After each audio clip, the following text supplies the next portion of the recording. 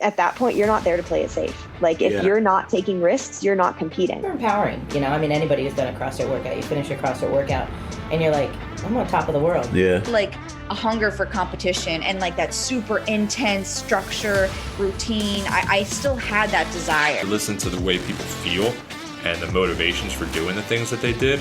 It was like they were describing me to a T. I'm not trying to solve everything for you, but I know that sometimes you just need somebody to listen. Learned the most is how to fill my cup by filling others.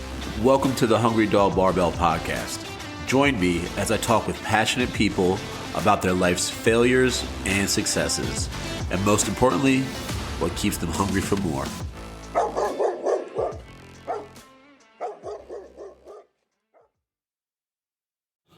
What's up, guys? This week, I'm joined by David Needham, owner of both CrossFit Brave and CrossFit HSP. David comes on to talk about his experiences this summer at the CrossFit Adaptive Games presented by WheelWod, and also owning and co-owning two different gyms and all the experiences that come along with that. Tune in for a great episode. Yeah, so specifically, WheelWod is the company that has always hosted the Adaptive CrossFit Games, or the biggest competition you can for adaptive athletes. Right. And this year, they were the partner with CrossFit to host the actual adaptive division, because before, just like we saw with the Masters and the Adaptive Athlete Games, they didn't get as big a limelight as they should. And I think CrossFit kind of realized that they were doing them a disservice. So like, why not go to the company that does it the best and back them? Yeah, for sure. So the information goes out that's coming out, right? That they're gonna be run by this organization. When did you sign up? What made you sign up? Like, tell me that story. So last year, the WheelWod Games was in Raleigh, and a good friend of mine a good friend of mine now, but a girl from another gym did a lot of the like setup and layout and things for it. She contacted another friend at a gym that was like, hey, we could use your help with the games this year. And my other friend was like, oh, you should reach out to David. He runs a really smooth competition at my gym, CrossFit Brave, that always runs on time. Everybody loves it. Everybody has a good time, and they're really good on judging. So we get good hype there. And so she reached out. I helped with a little bit with like floor layout and give like the design of like, here's where I think vendors should go and they should be positioned this way. And just volunteered my time last year. I did last year I was head of disputes. So anybody that wanted to yell was yelling at me. Oh man, what a job. Right. And pseudo score table stuff. So beyond that, I mean, I just helped out as much as I could with competition. And so this year I got invited back to go out to San Antonio and to have a bigger role in the actual organization. So this year I was the head of athlete control. I still did disputes, but basically my job was to corral athletes onto the floor, off the floor. If they had problems, they talk to me. I go talk to the people that are in all-knowing powers, and then they would come back and I'd be like, all right, here's your answer. It's bad news. It's good news, but here's the answer. So that was my role this year. Oh man, and that's a vital person to these competitions, like, because there's so many different moving pieces going on, right? Like you have the score people, you have the competition floor, people that are actually working on it, both athletes and judges out there, and maybe media at bigger comps like that, right? Then you have like back of house stuff that's in between those two different things, right? So to have someone that kind of has to run between all of them, it's super big. Is that your first? I know you said you run the competition over at Brave, and I want to talk specifically all about that stuff like later on. But is that your first bigger comp experience, or have you been to any of the other ones? No. So I've been to the CrossFit Games twice as a spectator. So super cool to see when it was in Madison. But that was my first, that's, in the limelight of how big that actual competition is. That was the first one that I actually helped volunteer at. Nice. So tell us some like of the highs, like your favorite takeaway from this experience, right? Like the adaptive championships. Yeah. So really it's meeting the athletes, because they have incredible stories that you're like, you look at them and you're like, I really have zero excuse not to work out. Right. Seriously. Like I'm able-bodied, right? I can move well. I've been doing CrossFit for many years, but like they really embrace what CrossFit is and the community aspect of it. And they're so appreciative, even when they like, you got to tell them bad news. And that was my job, right? Where I had to come up to you and be like, hey, sorry, your score got this, and now you're down 5 places. But even in that, they were really thankful for just the opportunity and like, you being there to support them. And that's how they Right. felt it. It wasn't like I'm an athlete, you're here because I'm a high level athlete. They really liked the support that like you gave to them. So that was the coolest part of it. That's awesome, dude. So tell us like what are those parts of the job, right? Where you like had to be like, damn, it's kind of the bad guy. Do you have any of those experiences you want to share? I had a few where I had to tell people like, hey, your score got changed because this was the standard. This was where the judge messed up. And this is like on video review, kind of where everything played out. And So not most for of the them, better. yeah, well, I mean, most of them understood. I mean, sometimes it's a little heartbreaking. Most of their coaches were a little bit more upset than the Yeah, actual athlete was, rightfully so, right? Because, I mean, you're a coach. You want to vouch for your athletes the best you can, and you'll for yell at sure. whoever for them. I've been there, man. What about like as someone that's been a long time business owner, right, and that puts on their own competition, like even on a smaller scale, what are some things that you want to see from next year, like as people that you work with as far as the event goes? So for me, spatial layout and vendors. And so I think we could have moved around the floor a little bit to give athletes a little bit better experience and to give vendors a better vendor village. I mean, it was the first time being in a new venue, so you're always Yeah. always rough on that. But that would be something that would be a little bit better. It was a big learning experience. And you got to think WheelWod the year before had like 100 athletes, and this year they had 300 athletes. Wow. So you're tripling your competition basically overnight. Yeah. It's always hard to manage.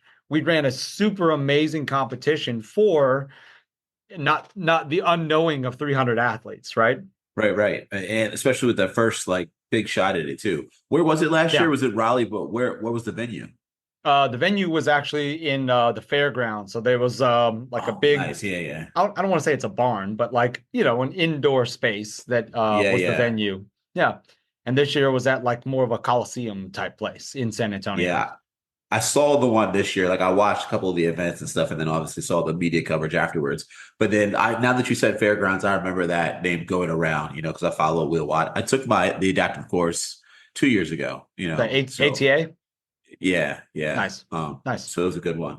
So dude, take me back, man. Like what's your sports background like? Like tell me about your exercise level before CrossFit. Gotcha. Yeah, I was a super great athlete. I really wasn't. I I was ran. Michael Phelps. Right. No, no, no. I was not. I was maybe like Michael Phelps's like stunt double, right? No. I ran cross country, and I played basketball. I ended up choosing basketball to play at the collegiate level. I played D3 basketball, so let's, not write home about any of my That's athlete where the fun's at, accolades. though. Don't Right. let anyone tell you any different. Well, we had a lot of fun. After a couple years, just wasn't the right fit for me. I moved back to Texas, where I'm originally from. I was gonna Finished say, where were you college. living at then? So you were born in Texas. Where were you living at, like high school time and all that stuff? So high school, I spent half the time in Texas, and then I lived Ooh, in Florida for 2 years to try to get a better athletic scholarship out there. I ended up playing basketball in upstate New York, at a small school called Elmira College. And then after a couple years, back to Texas, finished my degree at Sam Houston State. I had not been in the CrossFit space yet, but I did get my like online rinky dink personal trainer certification. And so yes. I ran some group fitness classes, and I did some one-on-one training, but like not at anywhere near the level that I'm at now. Yeah. Like, why were you doing that stuff? Was that just like one of those part-time jobs, or did you have like an influence in your life to like make you know about training, want to train other people? Not so much. So at a young age, my mom was really big into the gym, and I always had to be the kid sitting at the little baby gate watching Yes. her lift. And I was like, I could do all that. And I had always been like that. So weightlifting and fitness had always been a part of that. And I thought, well, I can transfer some of the knowledge that I've learned through a lot of trainers that I've had into helping other people. I got the certification. I ran some courses. Realistically, like I was doing CrossFit style things, but not CrossFit because I didn't really know what CrossFit was at the time. So, Right. yeah. CrossFit is just anything, especially then and now. It's never changed. It's just been any kind of like mishmash of hard stuff. You know, when you talk about the methodology, we could have that conversation later on. But so, where was your head at as far as like what you want to do with your life? Did you have any direction then, like when you were in college, wrapping up college and all that stuff? I had no idea what I wanted to do, but I did know that my goal is what, 5 years out of school, I wanted to be able to make six figures a year, which did not happen. But so I got a criminal justice psychology double major degree. Nice. I wanted to be in law enforcement. I met a guy that was like, "Hey, why don't you try firefighting?" And I was like, "Why? Don't you love your job?" And he was like, "I do." He goes, "But I'm at the top." He was like, "I'm not getting into this now." He goes, "Think of it this way." He goes, Wait, "Firefighters." that he was working in law enforcement. That guy that he was Yeah. giving you that. He was like, "All right, so switch over." That's what he was kind of telling you. Yeah, he was one of the head of the like Texas Blood and Alcohol, like that portion of the job. And he was like, Yeah. "Here's the three things." He was like, "One, you work half the number of days because firefighters work 24-hour days instead of 12. You make about the same pay." And the third one, he goes, "Nobody hates you." And I was I've like, heard a firefighter. I had a firefighter on here make that joke before too. Like, didn't know what hates the firefighters, and it's like a very similar job. So did you make the switch over? So I did. So out of college, I actually did sales for about 3 years. And then I moved to North Carolina, which is where I'm currently at. I got a sales job because I applied to several fire departments and got put on the wait list. And then a year later, I got into the fire department. The training when you're a full-time person is immediate and upfront. And so when I got hired on, we had a 6-month academy, which could have been 8 months with some extra certifications that we needed. But it's 6 months. It was 8 to 5. You had to get all these certifications in order to qualify to kind of be paid full time. For volunteers, they get that same training, but they've got to go to it themselves. They usually get it over time. And it's kind of like if I can go, if I can help, great. If I can't, I can't. Yeah. For me, I'm there. It's my job. I live there 24 hours a day. And when I'm off, I'm off. And when my day's back on, I'm there and I'm back on and I live there. Hell yeah, that's dope. So that's big cities have more full-time firefighters and stuff, and then your small towns can have volunteer forces, you know, with a couple of full-time people on it. So tell us about that, the beginning of that experience, right? Like you go through all your training certifications, you finally become full-time. Like, what's your first year like? So my first year I was in downtown Durham, which is where I work, and I was on one of the busier trucks in the city. It was wild to learn because I was a little bit older when I started, so I was 27, and so I'm not like a kid, but I'm still a kid to all these guys that are like 30 and 40 and 50 that are in the department. Right. And it's like, At 27, you think you're so old, and then all the older dudes are like, "Dude, what?" Yeah, they're like, "I've been here for 20 years." I'm like, "Golly, you're old." But basically you're the new guy, right? So you make coffee, you try to do everything that you possibly can to learn as much as you can.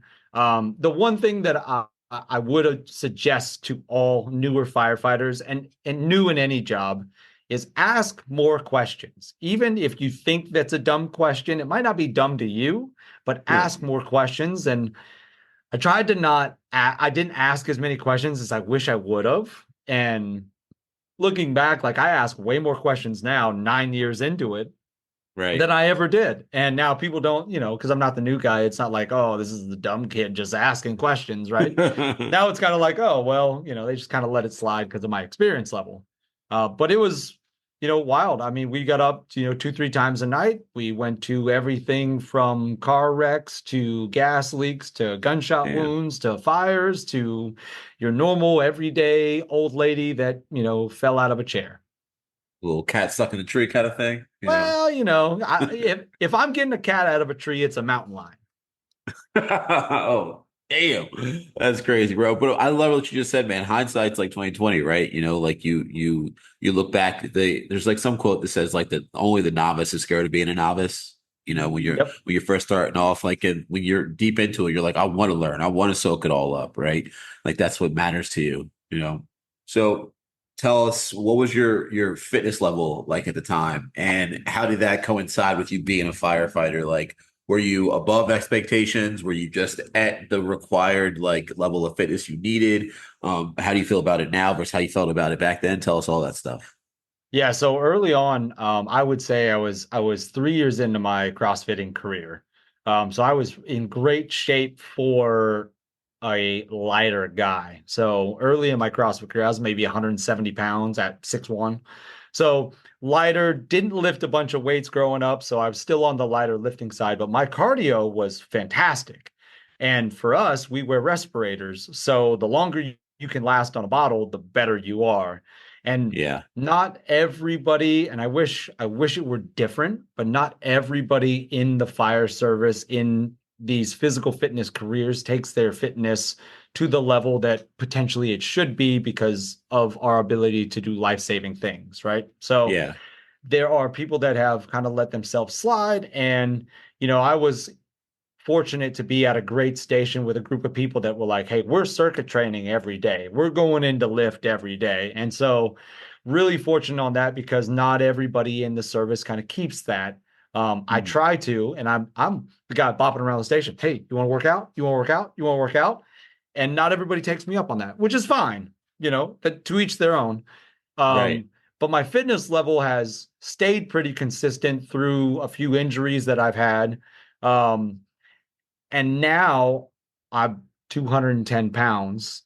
I move well. I still breathe well on a respirator. So like now I think I'm a little bit more in the middle grounds where like, hey, you need me to blow down this door? I can. You need me to carry this heavy person? I can.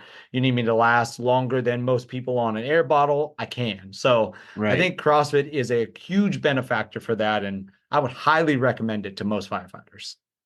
I mean, that's the sweet spot, right? Where you could do all those things. You know, work capacity is truly what it boils down to. What I was hearing is like you can knock down a door and you could go up and down 2 flights of stairs multiple times if you need to help multiple people get out, like take them down that path. So how do you find CrossFit? When did that first come into your life? CrossFit found me towards the end of college. So I have a Mm, best friend. He was into CrossFit. He's been to regionals. He's a phenomenal athlete. He's had millions of abs ever since I known him, right? millions of Uh, abs. Millions of abs, right? So I met this guy in college. His name's Kanoa. We co-own a gym together. And he basically was like, you should try CrossFit. And I was like, CrossFit is such glorified circuit training, blah, blah, blah. And he goes, why don't you come down and watch my competition? And I was like, okay. I didn't know anything about it. What I didn't know is I was going to watch him in one of the biggest competitions in the Houston area. Yeah, Like get down there, walking around, a bunch of fit people, girls in like sports bunch of bras fit and booty people. shorts. And I'm like, what is this? This is kind of cool. And Right. it was outside at a giant nutrition store where they had like supplements and Damn. everything. So I Yeah. go in the store and walk around. I meet this guy. He's 5'8". He's sponsored by BSN. I was like, oh, cool, little short jack guy. No pictures, no nothing. I mean, I met Rich Froning that day. Oh my God. I was like, who could it be? Yep. That's Yep. funny. Yeah, literally met the guy, shook his hand, walked off, whatever. Damn. No idea. Back to the girls with the booty shorts and stuff like that. Back to watching, him compete. And his team got seventh, which I was like, oh, okay, like y'all are pretty good. Didn't Yeah. know that like 3 out of the 4 people were regional athletes on his team, right? So wild competition. And I was like, I could do all that stuff because him and I were competitive in college. And he's like, oh, just come work out with me. It'll be fine. Yeah. So I did. We did some things, couldn't figure out how to overhead squat with the bar, like just couldn't get it in the right placement. So And then your intro was like competitive style. Like you didn't go to a class first. You went and worked out with your buddy, right? yep. And we did a 12-minute AMRAP. And I was Damn. like, I'll pick my weight and go at his speed. Yeah. And I did for 7 minutes. And at minute 7, I'd go outside as fast as I can, find a storm drain, and I puked everything that I had into that drain. Everything. That's hilarious. Oh, day So, one. Day one. Yeah. That's great. Came back in, kind of like got my bearings about. He did some accessory stuff at the end, and I was like, man, this is kind of fun. Like, Yeah. this is so challenging that it's like fun. And that's really what got me into CrossFit. So started CrossFit, started at a really small gym, like 1,800 square feet, total size of the gym, including bathrooms and the entry table. After a year, you know, I was out of college working a very mundane job. And I was like, how do I not pay for CrossFit anymore? And the guy was like, oh, well, if you became a coach because you were a personal trainer, then your membership's free and you just coach for your membership. And I was like, perfect. Yeah. So I started saving money and I went and got my level 1 certification. You know what year that was? It was 2012. Oh, hell yeah. OG. Also, I wanted to ask, do you remember the workout? Like you said, it was a 12-minute AMRAP. Do you remember like what the moves were? No, it had something to do with kettlebells. I want to say it was like swings and goblet squats and something else. But I went full ham for 7 minutes. Hell yeah. Absolutely send it. I love that. Yep. It was not smart. I didn't throw up and work out for like a while, I think, into my CrossFit 10-year career. I think the one that really sticks out in my mind that made me puke was I did a was it 20-15-10 or like 21-15-9, something like that, of rower calories and burpees over the rower. Ooh. And yeah, it really, like, I was like dry heaving too, like, you know, like throwing up nothing. So that really hurt my soul. That was really bad. CrossFit does that to you, man. Most workouts don't make me want to dry heave. There's a lot of like not being able to stand. Yeah. And then like delirious kind of vibe. Early on, when like the assault bike was a thing, I did a partner competition that it was thrusters, bar over burpees, and assault bike cows. And it was 21-18, 15-12-9, all the way down. And our split, it was a co-ed, and our split was we were going to split the burpees. She was going to do most of the thrusters, and then I was going to do some of the thrusters and bike. And I went to the bike last in a heat of 12, and I got off first. Oh man. And I was like, I'm crushing this. And then I go back for 18. And I just remember going as hard as I could and getting off there, be like, okay, that was quite worse. And then when I went for 15, I hammer 15, and like everybody's behind me is like, go run. And I got off there like I was like a drunk baby waddle. Oh man, right down on the floor. Been there. It was tough times. Everything I could do to like walk 50 feet. Tough sales right there, bro. But so tell us about like your first year of coaching, you know, like use your brain now to like kind of review your first year of coaching. Well, so I started, let me preface by, I started CrossFit in 2012. I started shadow coaching in like 2013 or so. And it was weird because like you're now coaching your peers that you compete with. And so I was really timid to tell anybody anything, even though I could see everything. And because like these are the guys that are better than me. They're faster than me. They lift more than me. And I was like, I really struggled with like getting out of my comfort zone to tell them like, hey, you know, you didn't do this. Your hips didn't open. You need to jump more, right? You missed triple extension completely. And so that was the biggest hurdle, I think, for newer coaches, is to go to the experienced and the older athletes and to say, hey, you're not good at this, right? In the nice coaching manner, right? Hey, this is what I saw. Now, 11 years later, I like beg for coaches to tell me what I do wrong, right? It's so tough, dude. Because now I'm experienced and I have certifications that people don't. So because of that, they don't want to coach me because they don't want me to say something to like maybe make them feel dumb or like, oh, I'm above them, which is totally not not the case at all, right? I want to be coached like everybody else in every class that I do. That's the backbone of like why we do CrossFit and keep going and going, Yeah. Yeah. So that was the hardest part for me. And then like I really liked the programming side, but I got into programming based upon like what can David do, not what can everybody do. Right. And so I moved to North Carolina, and in my year 2 of coaching, I coached for a really good gym owner that had done CrossFit for quite a while. His name's Jack Wiggin. Super appreciate that guy because he kind of set me up for success. And he was like, just coach. He goes, just program Saturdays for us. And I was like, okay. And I would program stuff. And he'd be like, okay, how fast do you think like Susie can do that? And in my head, I'm like, okay, Susie's a foundations athlete, right? Not she won't be able to do this workout. And he was like, exactly. So Yeah. figure out how to make a workout that is hard enough for you and easy enough for Susie to complete so everybody's successful. Right. And that really started to get the balls turning on like, oh, okay. Like maybe I have looked at this from a different perspective just based upon my own ability, which for some people, right, is above. For others, it's not even close. Right. It's hard to mesh that together, right? Like what finding that simpleness that can make a workout like difficult, that's like not just a softball pitch, right, for people, but it's going to challenge everyone. But back to that, that's what they talk about in level 1 course. This is how we really get it done. This is what the lifeblood of the methodology is all about, you know. Yeah, So and it's harder to learn that until you're in a higher level position when you're not just sure. a early on coach.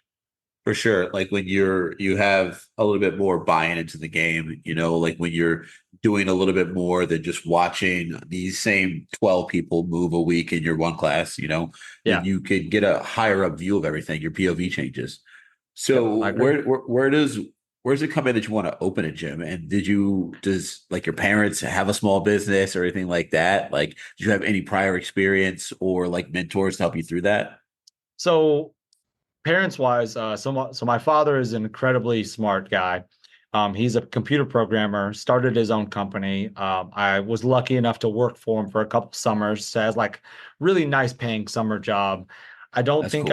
I don't think I appreciated it as much as I should now, but like I got to do payroll, I got to do sales. I like learned some programming, which makes me a little bit dangerous in HTML, but like that's it, right? And I appreciate it now because now I can go through and like edit my website because Right. I've learned some HTML. Man, I think that's so cool. Like those like experiences you don't even think about how they play a factor into what you do later on in life, and set you up. I love hearing stories like that about people. Yeah. Other than that, my mom, hardest worker that I know, and I try to emulate that. So what happened is I moved here, coached for Bull City for 2 years, which took me past my first year of firefighting. And then I got the opportunity by the 2 guys that owned Bull City. They're like, hey, we're going to buy another gym. We want you to be the head coach because of firefighting. I had a lot of free time. And the last year that I coached for Jack, I think I coached like 400 classes in a year or something like that. Damn. He had a kid. I was Before you keep like, going, what year is this around? Like 15, 16, somewhere around there? this was 2015. Okay, sweet. Keep going. So yeah, so I was like, hey, I was like, Jack, I was like, give me all these hours. This is my part-time job. I don't make much money as a firefighter. And he was like, yeah, I'll give you all the classes. It helped because like he had a kid. So it just kind of everything worked out. And so I think I was number 3 in line for them to ask if I wanted to be a head coach, which like the people that they asked in front of me, way better choices at the time. Right. One of them was on seminar staff. So way phenomenal, better. Yeah. Easy pick above me. Right. At the time I had just at my level 1, I had only been coaching for like 2 years, 3 years. So, not a rough pick, but to me, I looked at it and I was like, okay, I can take the money that I make now and multiply it by 5 and run a gym. I've always wanted to own my own gym, right? And so I was like, of course, I'm going to jump on this option. So they give me the opportunity. I became a head coach. I took over a gym. So we didn't start one from scratch, but I took over one. And it's wild because, like, in all the numbers of getting a gym, like, my numbers are here, they're actually here. And then they go down to here in the first year because most of the members are loyal to the old owner. Right. And if it's not a big, smooth gym, like, it's very hard to transition. So we went down some members, up some members. And so I kind of got it back to the even keel mark at year one. At the end of year one, we kind of had this sit down and they were like, hey, we're going this direction. You're either on board with it or you're not. And I was like, I'm in. Like, I live down by the gym that I own now. I was like, I've moved my life, so I'm in. Oh man, And right. they continued to take a chance on me. And so then after another year, they had gotten to a point where they were like, hey, we're going to sell the gym. And I had no zero about business. And so I asked a really good buddy of mine, I was like, hey, you're in a business. Can you coach me through this or help me through this? And he was like, what do you need? And when I told him what I needed, he was like, I'm going to give you some honest stuff. Like, I think you might be a little bit deep in. And it basically came down to, I asked him to be my business partner and we went into the business together. And then we owned the gym for 3 years. Towards the end of that third year, now we're talking CrossFit Brave 5 years in. Like, we had now moved locations. The pandemic was around the same time. Like, we had survived a lot of stuff, right? I got an opportunity into a second location. And so when I went into the second location with the guy that gave me the opportunity, it was then time where, like, now I'm a part of 2 different ownerships. And I think my old business partner knew that. And he was like, look, it's totally cool. You're going to do this. Let's figure out a way to make this all you. And Right. I was like, make it solo. great. Yep. So in like 3 months, I negotiated a deal to buy this other gym. I negotiated the deal with my old business partner. And now I had 2 gyms and I was the sole owner across the Brave. Whew. How far apart is the second gym from Brave? It's about 20 minutes. So it's in a whole separate town. So, like, CrossFit Brave is in Cary and CrossFit HSP is in Holly Springs. You got some of the dumbest emails ever. I hate when that's happening. That's awesome, brother. So before we start talking specifically about both gyms, man, tell me about, like, that stint as just the head coach where someone else still owns it. Like, what were your responsibilities? What are some things that you felt like you crushed? What are some things that you felt like you learned about yourself in that time period to, like, make yourself better for later on? So in the early years, I was the head coach that I had some ownership in it. Right. But I basically did everything. I answered all the emails. I did programming. I cleaned the gym. I fixed up the gym. I basically they gave me the freedom to make it my own. And I super appreciate that because it was like, now I get to put my personality, my spin, my ownership onto this space, even though I was a little bitty owner in the group, right? And that was super beneficial. Again, though, right? What I didn't do was go back to them who owned successful boxes and been like, hey guys, I need help. Here's what I need specific help on. I didn't do that because I wanted to do it all. I was so gung-ho to do it all on my own with no help that it clouds your decision to get real mentorship sometimes. Yeah, totally hear that. So then how do things start to change for you and how do you get that help as you become the owner of the gym yourself? So year 2, I asked more questions, right? And I had Back to that. Reaching back out to them. Year 3 to 5 was when I had a business partner, which is when we bought him out. And I asked him a ton more questions and he gave me good answers, but also the, like, go seek these answers out to yourself. And from transitioning to that into sole ownership, when it became time to do everything on my shoulders, it was like, man, I need to go full study what I'm doing. And I asked other people questions that own businesses. I was like, hey, who do you recommend? Who do you use for this? What are you doing here? Got pointed in some good directions of, like, a really good CPA, a really good bookkeeper, and was able to ask all the questions that I needed then. Because now I'm like, it's up to me. I don't have help. I don't have a Right. I don't have a partner to fall back on. This thing that is my primary moneymaker, I've got to figure out how to do. How are you balancing that with being a firefighter at that time? So at the time, I actually had been moved to a more slower station. So Yeah. that helped a little bit in the times that I had, everybody sits on their phone for a while at the fire station. I was listening, learning anything I could about business at the time. Yeah. If I went and worked out and no one worked out with me, I'm popping in my headphones and I'm swiping through anything I can suck in as far as business information. I hear that. Like, what were some of those resources you were going to, like, besides your friend? Do you have any, like, books, authors, podcasters, like, just speakers that you went to a whole lot? So podcasters was one of the big things that I listened to because I learned primarily through listening. Yeah. Even when I like read contracts now, if I can get somebody to read it to me while I'm reading, I I get it much better. Yeah. Best hour of their day. Mm. They were not kind of starting out, but they had kind of been getting their stuff built up. I listened to the Real AF with Andy Frisella, the guy that Mm. owns First Form Supplement Company. Yeah. His earlier stuff was all about business.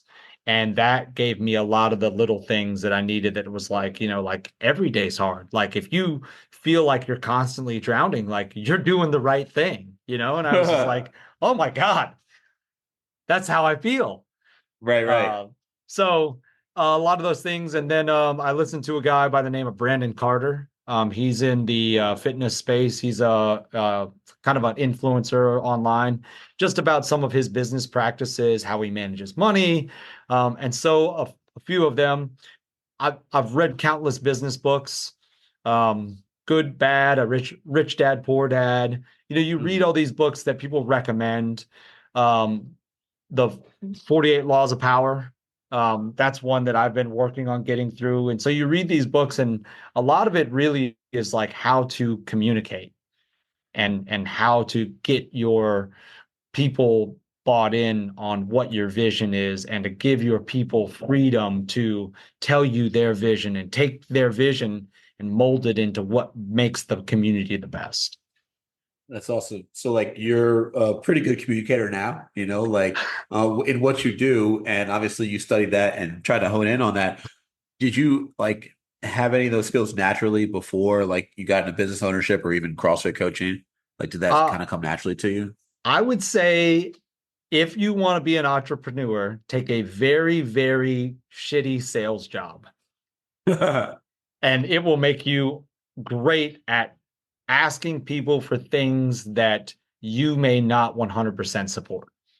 For sure. Like, I remember that part of your story early on, and I was like, that's like people that get into these kind of roles that never had that timeline. It's going to be really tough for them. Like, I worked in retail management, both as an operations person, like who just like sorted through the freight. Then I got promoted to management, like overnight, then management during the daytime, like working with the different people. So those skills, and then working at Lifetime corporate kind of wellness, where we're working with people that are, in town on business for 14 days and they want a trainer for 8 of them, stuff like that. And the grandmom that's willing to buy packages for the next 8 months if you can provide her with a service, stuff like that. Learning those kind of like sales and turnovers is super important in these kind of jobs.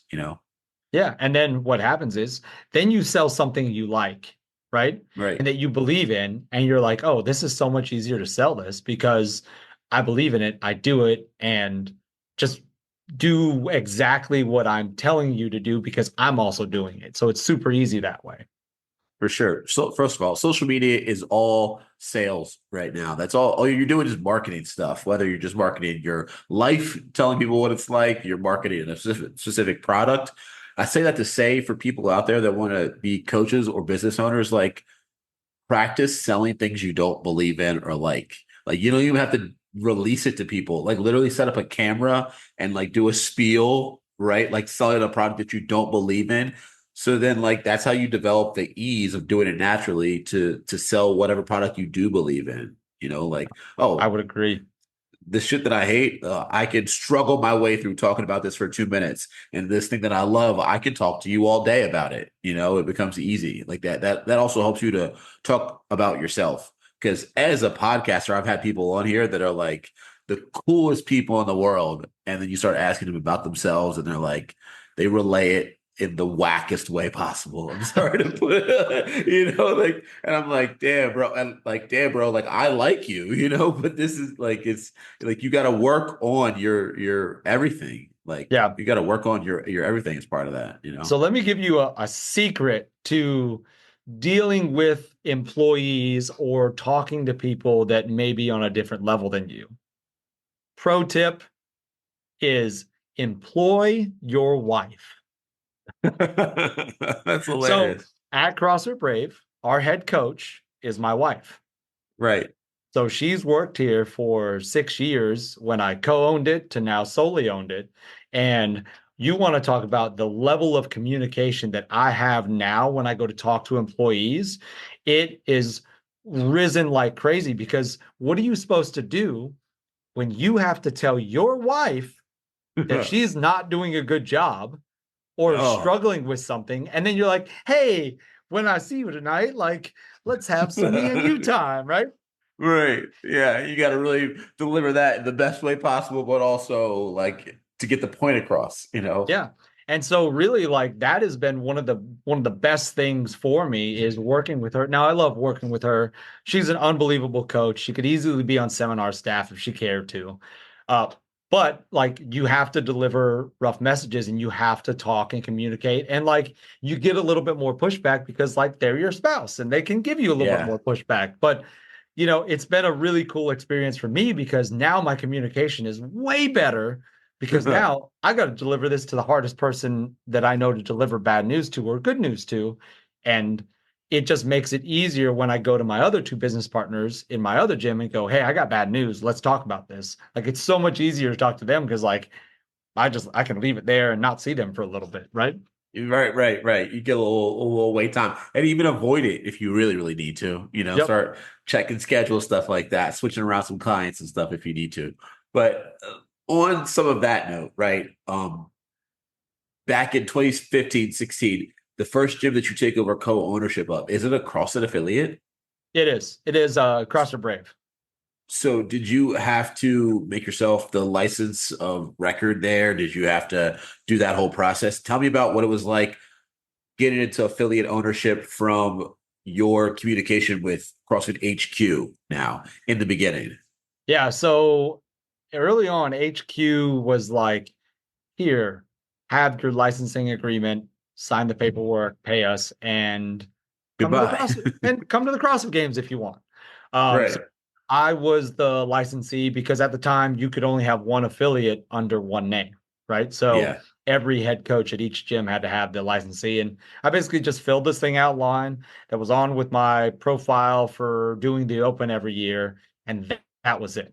And what people don't know, though, is it's a marketing expense. That's all it is, right? They do a lot more stuff now. They give newer people a lot more things. But for everybody that's been doing it for 5 years and beyond, it's marketing. So this year, when they raised the rate from 3,000 to 4,500, I was like, oh, okay, that's still a pretty cheap marketing expense to get 5 to 10 new people to walk in your door because you're in proximity of where they've moved. Like that's a no-brainer.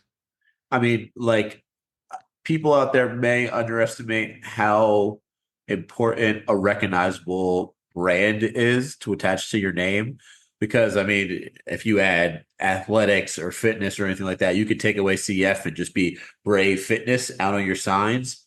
But, like, there's no cachet built into that. Like people might drive by and wonder what it is versus if I put CrossFit Brave, they're like, okay, Brave is our identity. CrossFit's what they're doing in there. So that's one of the things that you're paying for. So you get your license back then. They're like, yo, go do your thing now. So you're picking up most of what you're doing, like business wise, from your own research and stuff. Now you have stayed an affiliate as they're expanding more and more with your business mind. Tell me about the things that you see them doing, like What direction are they going in? What do you think they need to do more of? All those different things. So I think marketing is the thing that CrossFit HQ needs to get back to, because everybody used to love the hype of all the CrossFit content that's out there. We're mainly in a content society right now. And Right. if you think back to it, all of the really good athletes a long time ago, Jason Khalipa, Rich Froning, Chris Spieler, they all pushed CrossFit instead of their own brand, their own programming, their own this, their own that. And I think that's the thing that CrossFit is missing now. I don't care that the affiliate budget went up, right? I don't care that I paid $1,500 more, because I run a successful business and I understand business now, right? But from their side, right, they have a hurdle to jump through with what happened at the games this year. But jumping back on it, if you want people to get re-excited about it, you have to show them the beauty of what happens inside the gym, and then what people's road to the games are.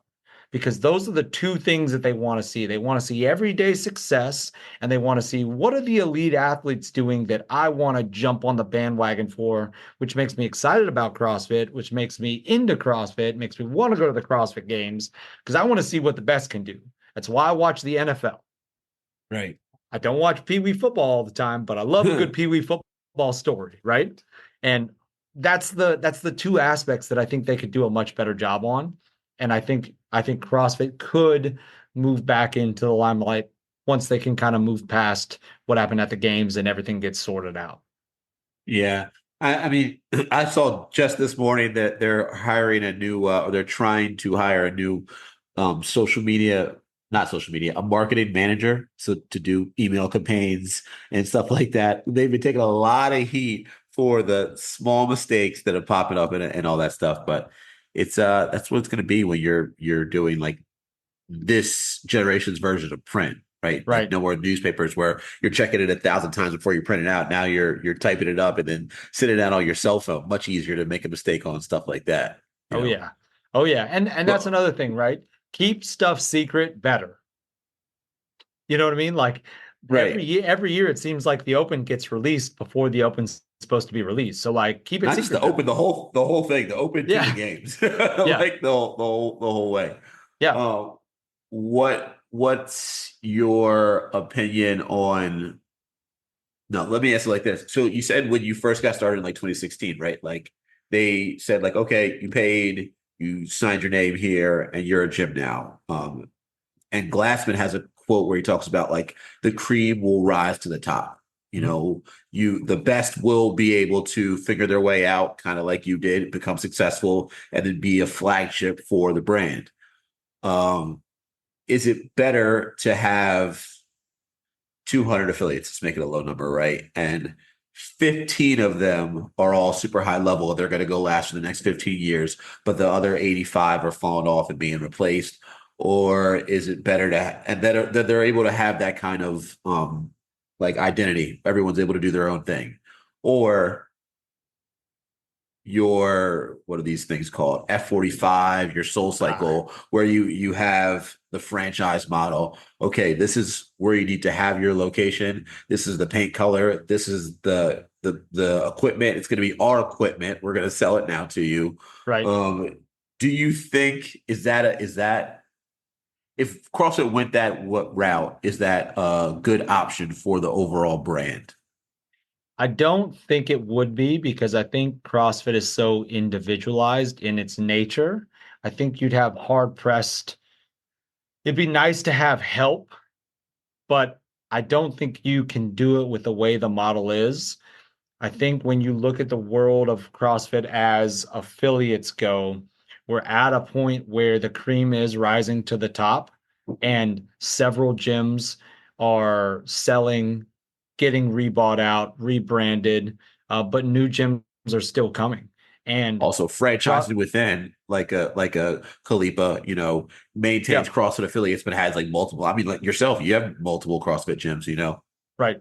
I think that is now becoming the option, and I think it's more lucrative when you have the people. I don't think if CrossFit went a specific way, because they already tried to do that. The guy left CrossFit and opened Iron Tribe. Yeah. Where's Or Iron what's that Tribe other one? now? What's that other one? What did Fitzgerald do? Uh Frank, what's the name of his shit? I He's got think oh man, I'll remember after the name of after this podcast, dude. But Fitzgerald OPT's got something too, and it's like CrossFit stuff, but personal training, like instead of classes, you right. know? So there's a lot of those models out there. The beauty of CrossFit, I think, is the individual of the community. And Mm. I don't think it would make it easier for people to just, hey, I'm going to buy one of these, I'm going to open it, I'm going to hire the people. I don't think it would make it better. I Right. think that right now we're at a really good point to where the high level people that are doing CrossFit, as far as owning affiliates and doing the community well, are doing a great job. And now we're actually finally getting more resources than we've ever had to keep them at a higher position. One of the things that I think most affiliates struggle with is business management. Yeah. And And I'll be the first to say that, like, my first 5 years, I had no idea. I right, you was had to learn it. the guy that ran the in-person side. And Yeah. so learning the back end side of it now, which is kind of more my passion now, is really exciting. But I can teach people tons of stuff to do in their own business that they would have no idea, because nobody teaches it to you anywhere. Right. And what we're talking about is that if you do go that model, then in the beginning you learn a base level of those things before you're able to operate business, like or that's what the model's supposed to be, right? Right. Like that's what the franchise is going to sell it to you as, whatever XYZ franchise is. Do you think, like, based off of that, keeping the individualistic model we have right now, we could get to Don Fall's goal of 30 million. Is that what he said? Something like that. Yeah. CrossFitters by whatever year. Do you think that we can even count that number, right? Because what's a CrossFitter? Am I a CrossFitter if I'm like you in the beginning and I'm doing it with my buddy at his garage or at the gym? Am I a CrossFitter if I do the open? Am I a CrossFitter if I go to the games? Am I a CrossFitter if I don't do the open, but I go to local competitions? Like, can we get to that number, and can we even count that number if there is no model like we're talking about? Yeah, I think Don's original thing for 30 million people was to actually add affiliates. Yeah, And I think if you do that, the affiliate model that you need has to be massive. And I don't know if you still give the right product on the floor when you have the model like that. Like, I don't have space in my gym for 40 athletes every class. right. But at 40 athletes for 10 classes, that's 400 members that come in just on a daily basis, which means I probably have 600 members at the gym. Now you multiply that. I mean, how many affiliates does it take to get 30 million? 30 million might be a 20-year goal. you know, is that realistic? I don't think that number's realistic. I think you want to look more in the like 5 to 10 million range. But even at that range, right now, you're talking every affiliate's got 200 members. A 200 Right. member affiliate does incredibly well. And Right. you can make an incredible living off of 200 members. And 250 members is going to be, I mean, probably a quarter in personal training, a fifth of it, something like that. So all that revenue in there. The other side of it is too, you're talking about just the people in classes, but then you need the hours in the day to train the coaches, hire these coaches and all that stuff, and then do coaches development with them to keep up with 600 members, if Right. you're going to have classes that size and all those different things. Yeah. So And if you have a 600 person gym, you probably have 5 to 6 full time people that work for you.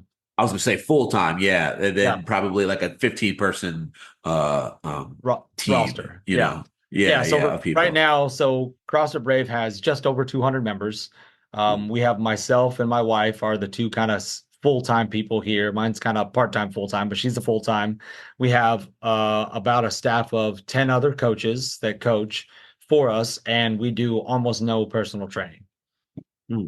So we have a great affiliate. I mean, the people here are family, and we treat everybody like family. So that's another big aspect to it, is that when you grow to a certain amount, like you have to have people that make everybody feel as if they're family.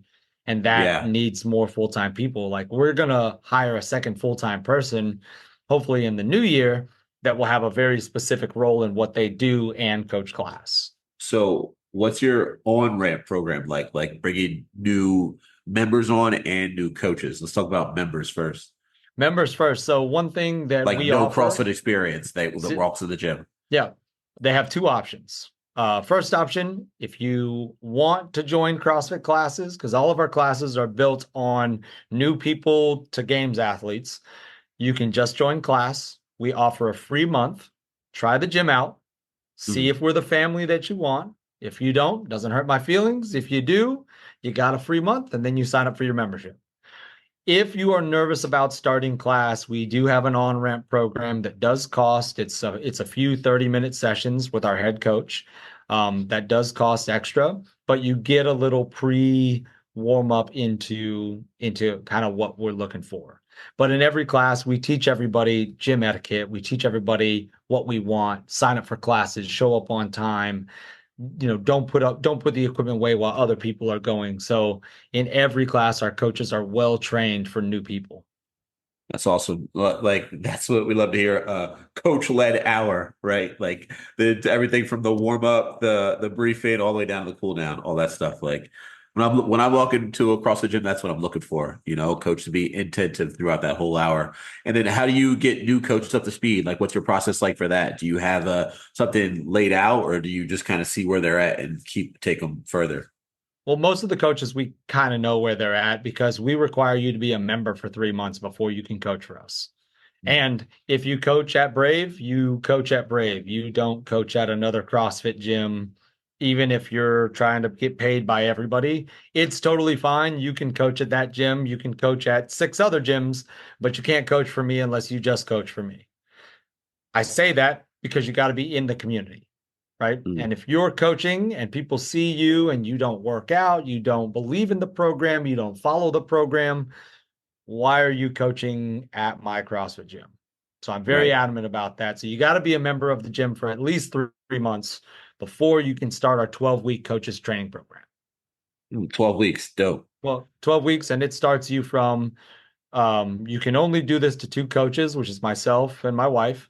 You shadow us, and it takes you from literally being my shadow for an entire class to taking portions of class to coaching your whole class. And so we evaluate you. We talk about things you do good, bad. Like when I take class, I give all my coaches feedback after class. Here's what I liked. Here's what I didn't like. And that's my wife included. And at the end of my class, I ask my wife, hey, what did you not like about my class? So I can get better too. Right. That's super invaluable, man. Like I know so many people out there that are in it are not in that situation, right? They're just going in, coaching the class. All right, I think it was good. Members might give me a high five afterwards, but they're like, that's just it. There's no after action plan, or there's no follow up to any of their classes that they coach. Well, remember this, right?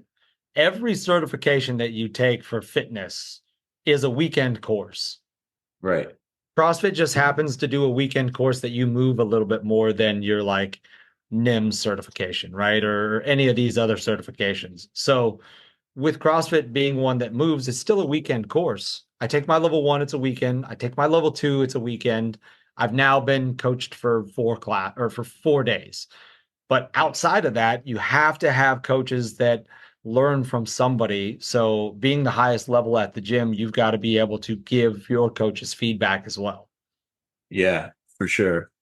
Man, this has been a great conversation, and I'm excited for this answer next on this question, dude. What are you hungry for? What are you like up to now? What's really motivating you to keep going? So I actually do quite a bit of things, but I like the business side of the small gym or small business area. So I actually just started a business consulting company that does small business consulting. So if you own a small business and you want to learn how to, my slogan is going to be learn how to live pre-taxed. Mm-hmm. So you're going to get taxed, right? But how do you live pre-taxed? And so through my 3 years of owning both businesses, learned a bunch of strategies in order to save as much as I can on taxes. What's a business expense? What's not? Who do you go to save time? Who do you go to save money? Like, what things do you need? So I like to teach people that. And I was doing it for free for a while. And people were like, oh, what's your hourly rate? And I was like, I don't have one. I like doing this. And Yeah. so a few buddies were like, hey, like, I would pay you for your time. So I just made a company that'll Hell do yeah. business consulting. What's the company name again? It's called ERO Consulting. The E is the event, the R is your reaction, the O is the outcome. You can only control your reaction. Hell yeah. Are you up and running already? So I just started it. I am taking clients, so like I have a business account and everything, but I Right. haven't made the website yet. Like it literally, I formed it this month. That's dope. Yeah. Hey, the next part of the journey is going on right now. That's right. And the goal for me really is to build each gym that I have and each community that I have the best I can, from the mentoring side to my head coaches and to my coaches that are here. So I try to be as Yeah. present as I can. I show up to both gyms. I work out of one of them. So like the office that I'm in now is in my primary gym, Brave. But I go down to HSP once a week just to say hi to people, see everybody. I try to do as much as I can, but I do that. There's some nonprofit stuff that I'm involved in. So I'll try to have more diversified things, but still make sure that what is true needs to get done. Hell yeah, man. So, sounds like you got a full plate over there. Are you still firefighting right now? Still firefighting. Yep. I'm in my 10th year. Damn, 10 years. How long you plan to go for? That depends. I was gonna say you're gonna retire firefighter. I would like to do full 30. If life takes me another direction to where things are just too busy, because there's the big factor that I have is time, right? If you do a lot of things, there's always time constraints. And so things that are important to me is like spending time with my wife, when we have kids, spending time with kids. So there'll be an amount of money that you can make that'll take certain time aspects away. And when that time comes, that's when I'll figure out what my best avenue to go is. I lied. This is the last one. Follow up. Yeah, exactly. And something else I talked a lot about, especially in the first year of the podcast, is like finding the flow state. For me, coaching, weightlifting and gymnastics, but a class in general makes me feel in a flow state. Podcasting with someone that I'm interested in, it makes me feel in a flow state. And it silences my like ADHD brain too, like where I can have some moments of peace where it's only one thing I'm focusing on. What do you think is something like that for you? You give us your top one thing, your top whatever kind of things. Like, what makes you silent brain able to focus? So I have to actually set timers. I make a list and I set timers. Those are the two things that I do, because I know I can sit for so long and I can work for so long. And my list is, I try to make a list every day of everything that I'm going to do or accomplish. And that's down to eat breakfast, have a second cup of coffee, like podcast, coaches meeting, coach 4:30 class. I write everything on a list every day. I keep it in my sweet little CrossFit book here. Hey, and look at so that. like, but I mean, I also take notes in here. So it's got some stuff too, but I write the date down and I write everything I need to do. That way, when I go, okay, I've had a little bit of a break. What am I supposed to do next? I can look Where am at I it at? Yeah. and I go, oh, that's fast. Oh, I didn't eat. I need to go eat. Because I'll work a full day, drink 3 cups of coffee, and then my wife would be like, hey, how many times you eat today? And I'll be like, I brought a bunch of food, but I didn't eat a thing, right? I'm at 30 grams of protein right now. I've had 150 calories and I've coached 6 classes, something like that. That's funny. Yeah. The other thing that I've realized is that I need time and breaks. And so I bought this like little silly timer that off Amazon. It's like a little circle timer. Yeah. You basically just like put what time you want in there and you go, "Pachoo," and then it starts timing. Damn. And I basically leave it by there and I'll look down. I'll be like, okay, how much time do I got left? Then all of a sudden it goes off. what I used to do sometimes when I knew I had stuff to do, I get up, I would try to hit like 2 sets of like 15 push-ups, or throw in some loo raises with some dumbbells with some plates that I got in here, and then sit back down, start another timer, and get back to work. That's cool, dude. Sounds like to me the answer is like structure, for you. It helps you to really focus in and on do stuff, man. Well, David, it's been a great conversation, bro. Sitting down, chatting. Thanks for coming on. Do you have anything else at the end of the convo you have for the people here? Anything you want to tell them? Anything else you want to shout out? If you want, follow me on Instagram. It's Coach D Needham. You can find it. I'll send you all this stuff so you can post it with it. But if you need business advice, let me know. I'm pretty smart when it comes to taxes and bookkeeping and all that stuff, and can save lots of money because I've done it in my own life, and it's more fun than you think. But if you're not good at it, hit me up. Hell yeah. I love that out there. Everyone needs to save money, so it's a good resource to go check out. Yeah. Dogs out there, it's been another great episode. We're going to get out of here. Peace.